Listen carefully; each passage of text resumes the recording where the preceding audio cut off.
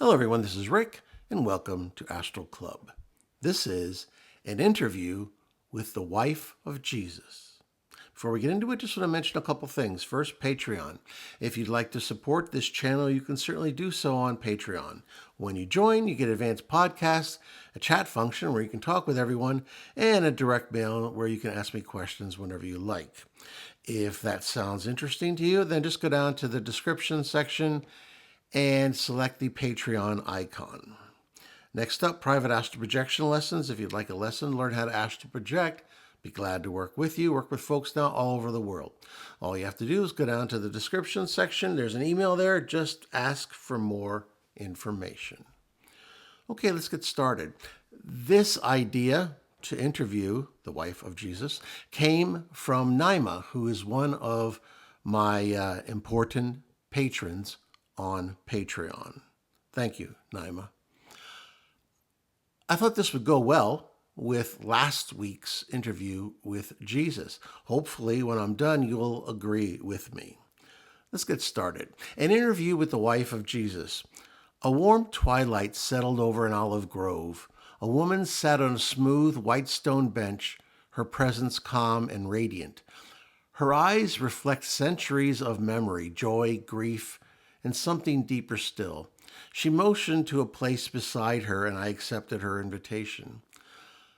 I've traveled back to the past, sometime in the 2nd century, long after Mary Magdalene had passed on.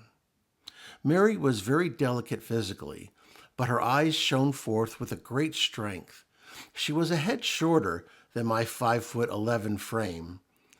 Her lightly colored skin bespoke her Middle Eastern Semitic heritage. Her black long hair was braided with golden beads. A long gold belted pink dress ran to her feet with a gold cloak wrapped around her. Covering her hair was a blue cloth that was tied at the waist. She had lively brown eyes that shone with a quick intelligence, completing her modest clothing. A stray thought came to me that she would probably fit in with a more conservative tribe of Roma people, pejoratively referred to as gypsies, today. Thank you for meeting with me, Mary. I imagine this isn't the first time someone has wanted to talk with you. She smiled. No, but it's the first time someone has asked about my life without already believing they knew it. It's also the furthest anyone has come to talk with me. I had made up my mind not to talk about my time traveling, but I had the distinct feeling she already suspected that I wasn't a local boy. Then let's begin with what most people don't know. Tell me about your life before you met Yeshua bar Joseph, Jesus to the Greeks. Before the world called me disciple, before the name Magdalene became more than just a marker of my town, I was a woman in fragments. I lived in Magdala, a wealthy fishing town. My family was comfortable, but my soul was not. There was always a restlessness in me, a hunger. What was your life like day to day? I kept up appearances, silk robes, kohl on my eyes. I mingled with merchants and scholars, but I was hollow inside. People whispered about me. Some said I was possessed. Others called me a sinner. In truth, I was both and neither. The afflictions I carried, 7, as Scripture says, they weren't just demons in the way people imagine, but griefs, shames, traumas. Voices I couldn't silence, pain I couldn't name. Were you alone? In many ways, yes. I had family, but my mind was a storm. People don't stay near what they don't understand. Isn't that interesting? I was seen as wild at times, unclean at others. Some feared me, some pitied me, but I longed for someone to see me, not the brokenness, not the reputation. When did that begin to change? Word of a man reached Magdala, a teacher, a healer, Jesus of Nazareth. People said he cast out demons and didn't flinch from the unclean. I didn't believe it at first, but curiosity, or maybe desperation, pulled me to him. I found him outside the town, speaking to a group beneath an olive tree. His eyes met mine, and there was no fear in them, no judgment, only knowing. He came to me, and it was like he saw every part of me, what I had been, what I had carried, and what I could become. What happened in that moment? He spoke no grand words. He simply said, "You are free." And something inside me broke and healed at once. The voices stopped. The shame lifted like fog at dawn. I wept, not out of sorrow, but relief. For the first time in my life, I felt whole. That's when my real life began. Not as a woman from Magdala, but as Mary, a follower of Christ. Looking back, do you feel anger at the life you had before? No. Without the pain, I wouldn't have recognized the light. My suffering gave me eyes to see, and because I had known despair, I could recognize grace. If you could speak to the woman you once were, what would you say? Hold on. There is love waiting for you that the world can't give. You are not what they call you. You are not what you fear you've become. You are more. And soon, you will meet the one who will show you.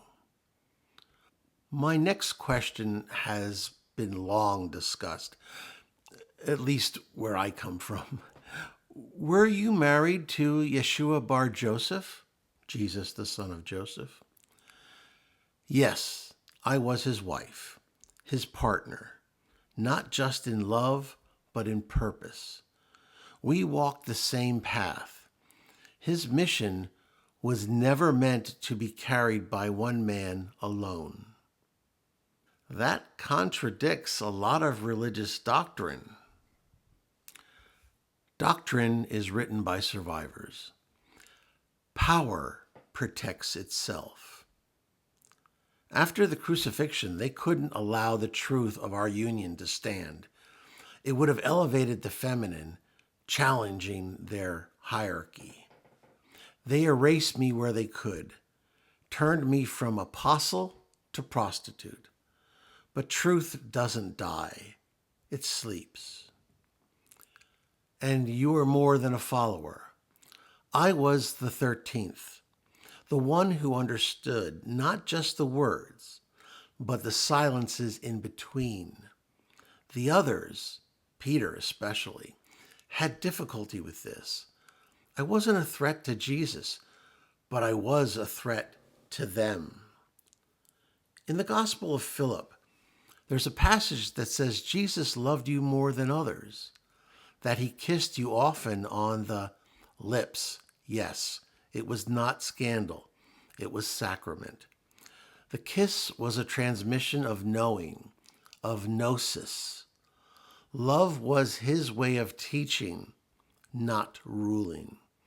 He taught us how to wake up, and the kiss, that was the spark.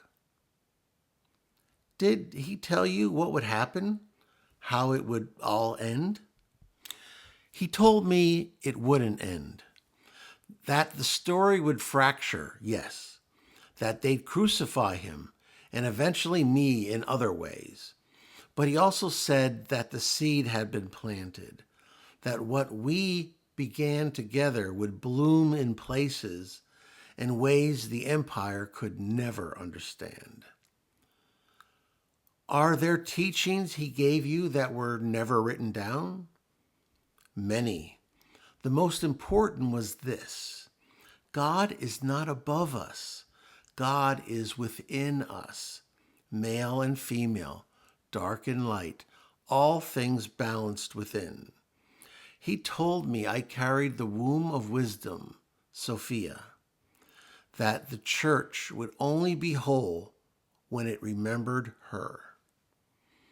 So what do you say to those who call you the apostle of the apostles?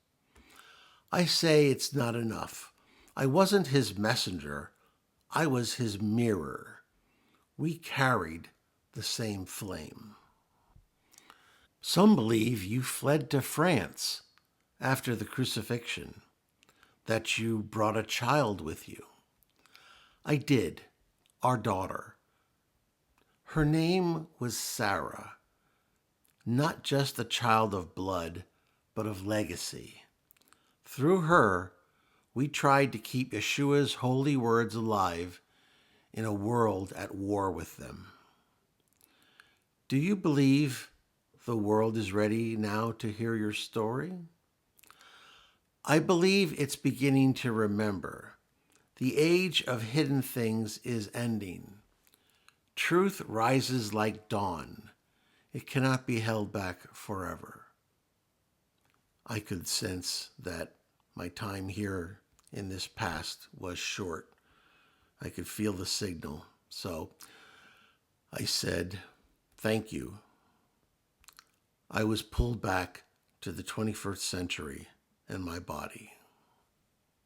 Well, that interview certainly gave me a few pieces of a puzzle that I always felt was somehow missing a piece or two.